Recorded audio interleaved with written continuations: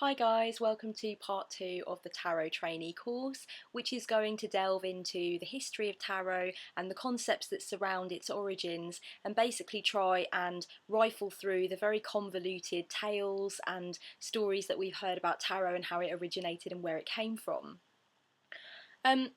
This kind of knowledge is not really essential to learning tarot. The most important thing when you decide that you want to pick up a deck and work with it is that you understand inner knowledge, you understand why you've come to the concept of tarot and what you want to do with it and where you want it to go ultimately.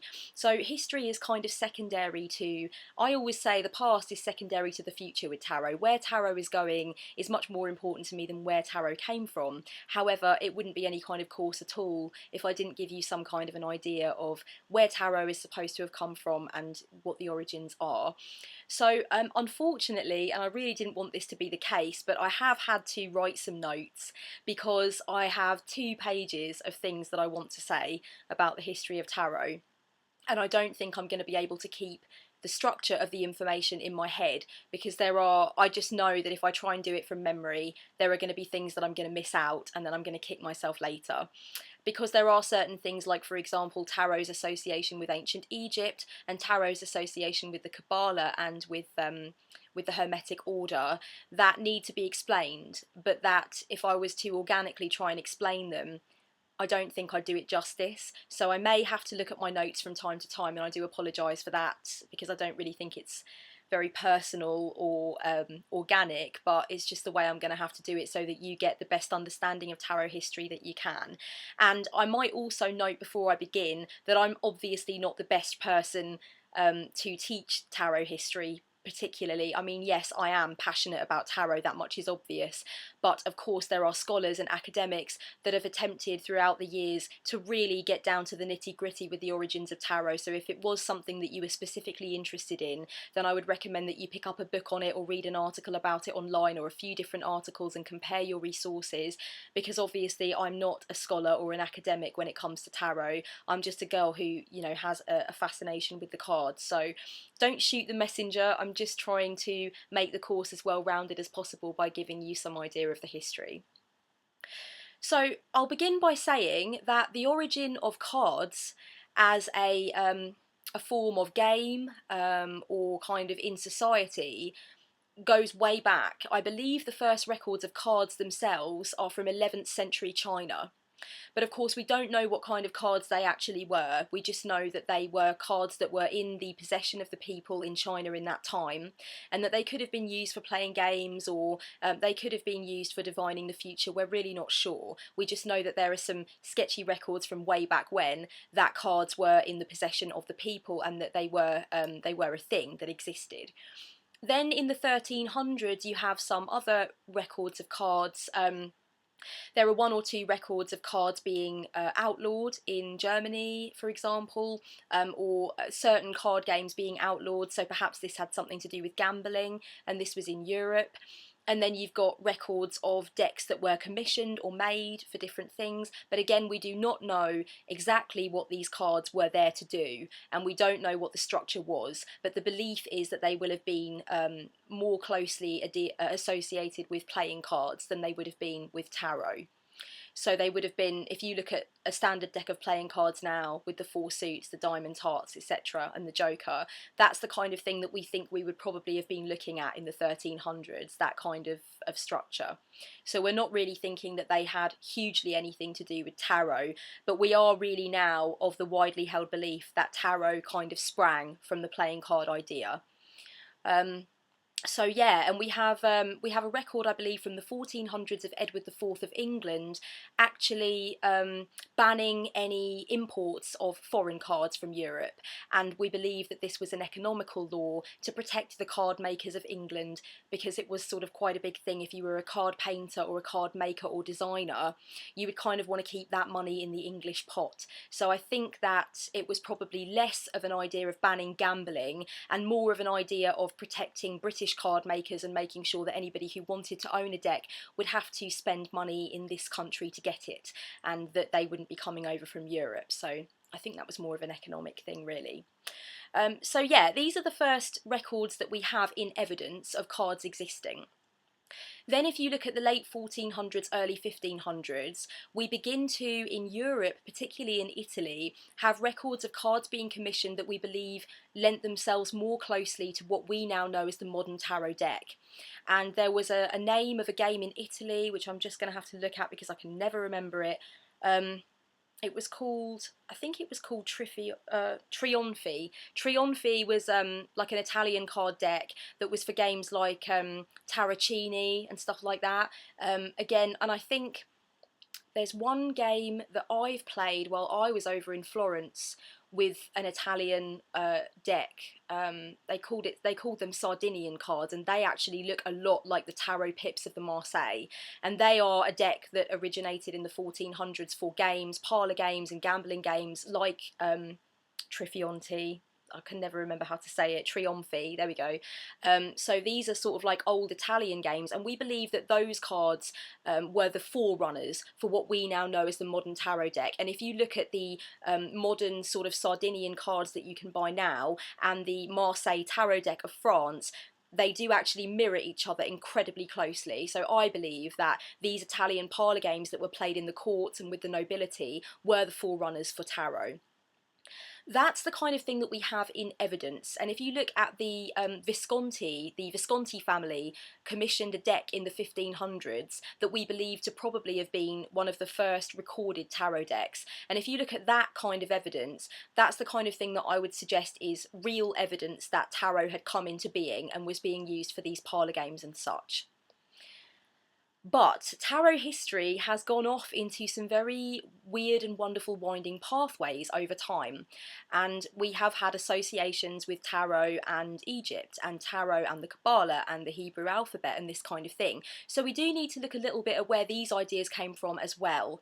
And although largely these ideas and concepts have been disproven, or there's not enough evidence to really substantiate them, we do need to understand that they've had a great influence on the public perception of tarot, and that's why I'm going to speak about them a little bit here. So I want to start with, let me just have a look here, a guy called Anton Court de Geblin.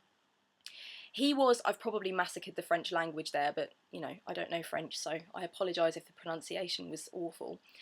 He was a French theologian and to an extent an occultist. He had his fingers in some very esoteric pies, and he wrote a book in 1781 called The Primitive World. And in that book he discussed an old book from ancient Egypt, and he was very cryptic with his information on this, and he didn't offer very much hard and fast evidence. And he didn't really let us know where he'd gotten this concept from. He was very shady about it. But he said that there was a book that was rescued from the great library burnings of ancient Egypt, and that it had pictorial knowledge from the ancient world in it. And he talked about these pictures, and he decided that they pertained to the 5 areas of Egyptian life. So he didn't mention that it had anything to do with the game of tarot, or, you know, anything to do with this card deck that originated from, we believe, Italy. He didn't say anything like that. He just very cryptically suggested that there was ancient knowledge from this book from Egypt, and basically all of the pictures pertain to a different section of Egyptian life. So, for example, the major arcana would have been representative of Egyptian leadership, and the wands would have pertained to agriculture, and the pentacles pertain to the world of commerce in Egypt. Then you have the swords, which would have pertained to nobility, the judicial system and the army, and then cups would have pertained to the priesthood. Eventually he came out and said that what he was talking about was the ancient game of tarot. So he's made quite a far leap between what we know about tarot in evidence from where it originated and what it originally was, which was kind of a parlour game of sorts. He's made a leap between that and the ancient Egyptian world.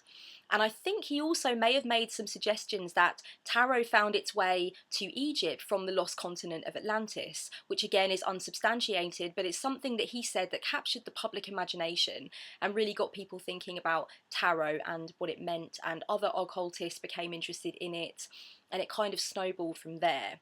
So he was one of the forerunners, really, that kind of gave us this idea that tarot is ancient.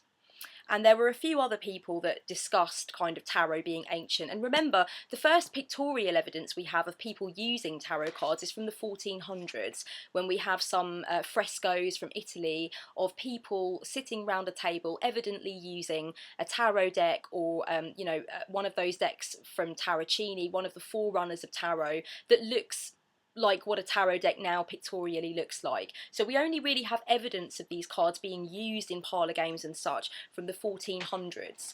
So we don't really have any evidence that the ancient Egyptians had any involvement with tarot at all, and that has been largely disproven. But as I said, because of the way it captured the public imagination, and because of that way that Egypt and tarot have always since then been connected, it would kind of be foolish to discuss tarot history without getting into Degeblin and why he actually is such an important figure when it comes to tarot history now.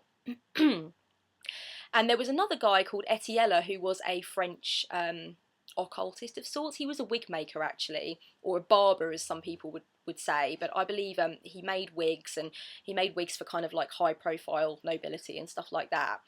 He was very influenced by Degeblin. Actually, his name was Aliette, and he changed it when he became an occultist, and when he started to get students, he changed it to Etiella, which is actually just his name, but the other way around, which some people believe he felt had a magical association of some kind. And he got hold of Degeblin's ideas about tarot and kind of expanded upon them. And he got his hands on a tarot deck and began to teach his students how to use them.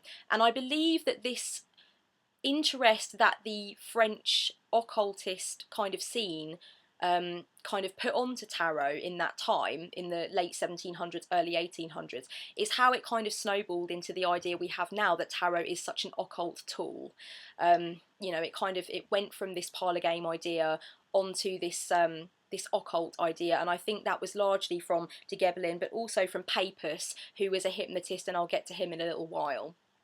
These are the men that kind of brought the occult idea of tarot into being, and that's pretty much where our perception has stuck from then on. So basically, Etiella popularised tarot reversals, and he embellished the story. He said that tarot had probably been around since biblical times. I believe he said that it had been around only 171 years after the Great Flood was supposed to have happened. So these are very sort of tall stories that he came out with. And he also suggested that tarot was invented, or at least publicised widely, by Hermes Trismegistus, who was supposed to be the author of the Hermetic Corpus. And I believe that he said that tarot was a book that was planned and designed by 17 magi, and it all kind of connected back to the Hermetic order.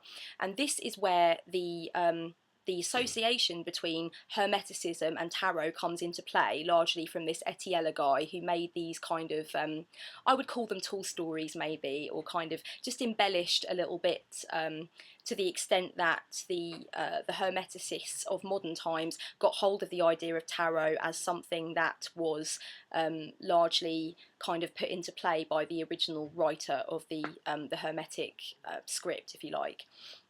So I think that also this is where the idea of tarot being called the Book of Thoth came along, because of course there is a big association between the god of Thoth and the Hermetic order to an extent. So it's supposed to be a syncretic combo of Hermes and Thoth in a way, and the idea that the original Hermeticist, the leader of it all, if you like, this Trismegistus guy, or I'm not sure how you pronounce his name, the idea that he was a proponent of tarot and that it was an ancient book feeds into this idea that it was called the Book of Thoth, which is how Crowley picked it up. And of course he used not only the Egyptian mythology but other forms of mythology as well, such as Christian and Grecian. He threw that all into the mix, but that's essentially why he called it the Book of Thoth, or the Deck of Thoth.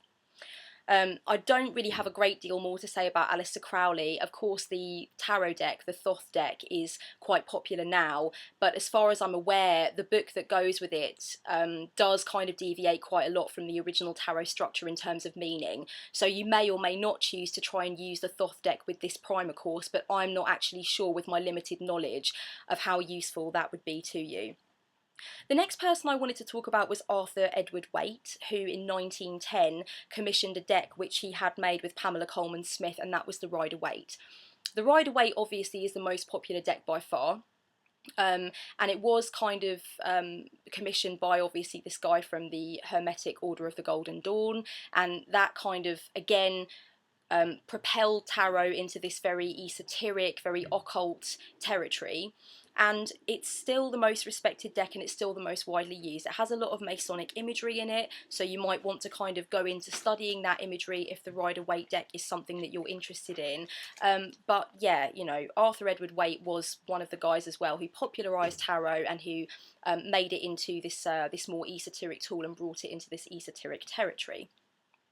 A few other guys that I wanted to mention, and of course you can go ahead and do your own study on these people, but I just feel that these are the people that on the main chronological timeline need to be given a mention if you want an overview of tarot history, and if you wanted to go and delve into it more on your own time, then you could. Eliphas Levi, who was a French occultist, he was the guy that made the connection between the 22 cards in the major arcana and the 22 letters of the Hebrew alphabet. Now, this is an idea that's really, really stuck with tarot, and a lot of people use the ideas of Kabbalistic tarot. So basically the Tree of Life and the Kabbalah pertaining to the 22 letters of the Hebrew alphabet and their deeper meanings and the associations that Kabbalah gives them with how to live your life and the themes of life from creation to death. Kabbalistic tarot is not something that I've become hugely engaged in. I am planning on studying it, and I do own a few books that are very helpful on the road to this particular form of tarot association. The Watkins Tarot Handbook by Naomi Ozeniak would probably be one of the most helpful resources if you wanted to go down that road and understand the connection between tarot and the Kabbalistic Tree of Life. He's the guy that brought that idea into being, and that's why the Kabbalah and tarot appear to be closely associated with each other. Alfred Douglas, who was born in 1942, English guy, he in 1978, I believe, wrote a book called, I think it was Tarot Origins, Meanings and Uses. Alfred Douglas is the guy who largely dispelled a lot of these myths that had come around about Egypt and that kind of thing. So he might be worth delving into as well, just purely for the reason that he kind of brought tarot into modernity in terms of us looking at its real origins and the evidence that we really have about it. And nobody is saying that tarot is not an ancient discipline, or that the idea of card games or using cards for divinatory purposes is not ancient. The point is, we don't know. And that was what he kind of wanted to get into the public consciousness, that we just do not know. So basically, yeah, Alfred Douglas is a guy who really brought that idea of bringing tarot into the modern world so much more accessible. The last thing that I want to talk about is why tarot is associated with gypsies, and this is quite an important thing.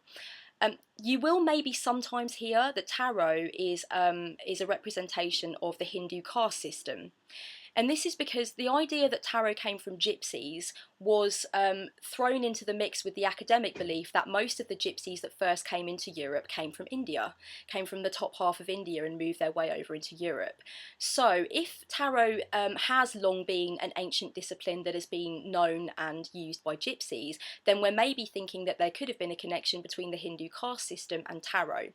And if you wanted to go down that road of learning about that, you will see that there are a lot of coincidences or a lot of associations between tarot and the way it's structured and the Hindu caste system. But again, this is conjecture. We do not know this for sure. The main reason that the idea that tarot was brought over as a kind of a knowledge of the ancient civilizations from gypsies came from a guy called Papus. I can't remember his real French name, but his esoteric moniker was Papus, and he was an occultist and a hypnotist. And he wrote a book called Tarot of the Bohemians in the late 1800s, and in that book he strongly connected the idea of tarot with the idea of gypsies, and not only that, but he strongly made the connection that they were using tarot for divination. Of course, it is documented that gypsies, nomadic people from all over Europe and beyond, have used various different systems and different tools for divination, and they have often made their money through divining the future. But tarot is only one of many tools that they could have used and did use and have been proven to use. And there is not that much circumstantial evidence to prove that tarot is a discipline that was brought over from the ancient to the modern by nomadic or pastoral people. again, conjecture largely, but it's a nice idea and it's one that we've stuck with. And this image of the Romany gypsy with the big earrings and the headscarf is one that we've always been quite fond of. But I think that if you want my honest opinion, tarot is kind of coming out of a lot of that deeply ingrained esoteric imagery now, and we are moving towards a time where transpersonal counsellors are picking up decks and using decks for self-exploration with their clients and healing and that kind of thing, helping their clients to explore their options and choices by using the imagery in the cards. So I think that's more of a modern interpretation of tarot, and that's great. And I also think that tarot is coming into more of a creative sphere, and it's more influential among those with more of an imaginative streak in them. The bardic technique is quite popular now for storytelling. There are decks for children now, just to explore the themes of stories and the archetypes and such. And I do think that tarot's relationship with modern psychology is coming to the fore more. So I think in the next 50 years or so, we're going to see a shift in the way the public perceive tarot. And that's all that I have to say on the history of tarot. And obviously I've given you a lot of springboards from which to jump there. That is a plain and simple overview, very generalised, but I think that the course would not be complete without some kind of offering to you on the structure of tarot history. And I hope I didn't talk too fast, and I hope it was useful to you. Thanks for listening.